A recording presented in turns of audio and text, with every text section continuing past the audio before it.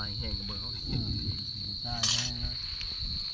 ไปเลยยังบ่ฮ้อนครับ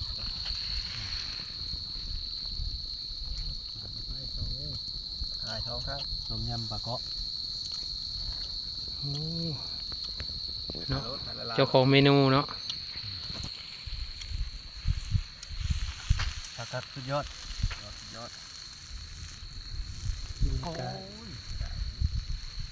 น้องดาวบุเห็ดนี่โอ้ลงจะโน่นเห็ดให้กินในเนื้อแบบนี้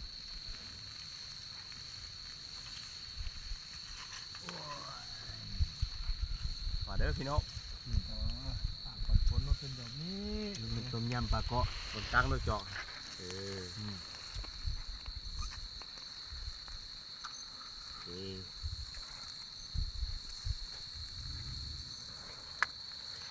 ถ่ายเห็นเขาอย่างไร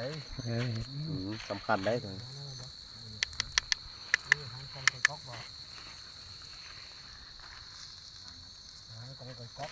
เมนูปลาดาดหิน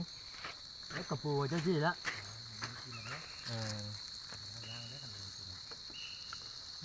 หรือว่าสุกี้หินสุกี้ป่าใส่หิน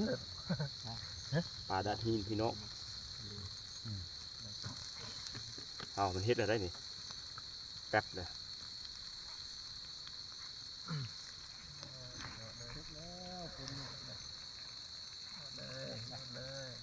เนาะเลยเนาะที่ไปขี้มันเนาะเกือบคักแน่เนาะหัวจีไข่ผักเทียมขนมทุกพูดแล้วอันนี้เลยแล้วซอยได้ปลาใหญ่เนาะแห้งขังเนาะอันนี้เป็นน้ำต้มเนาะน้องเนาะน้ำสะอาดเนาะน้ำนิ่งน้ำนิ่งปลานิ่งน้ำดื่มเนาะมีแต่ต้ม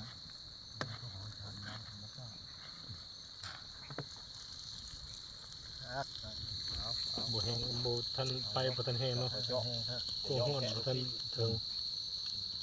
มาเด้อกินเขาเด้อพี่น้องเด้อนี่อันนี้ก็เมนูต้มหัวปลาเนาะเดือบปลา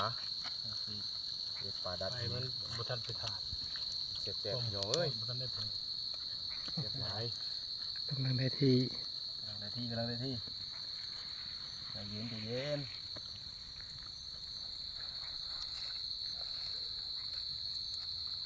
ปลาดาดหินมาเลยเป็นเมนูที่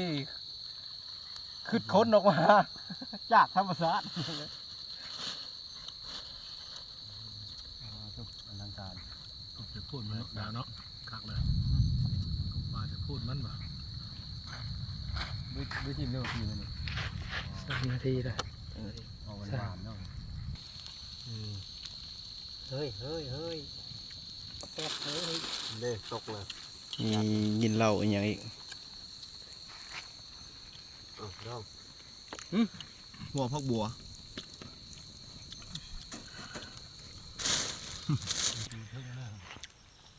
มันตกปั๊บเลยมันตกก็เลยเรื่องปลาไหลกล้วยตกห้ามแล้วนี่พลกับจิตกแล้วบ้านี่โอ้สิบุได้กินปลาดาดหินเลยท่านกินเลย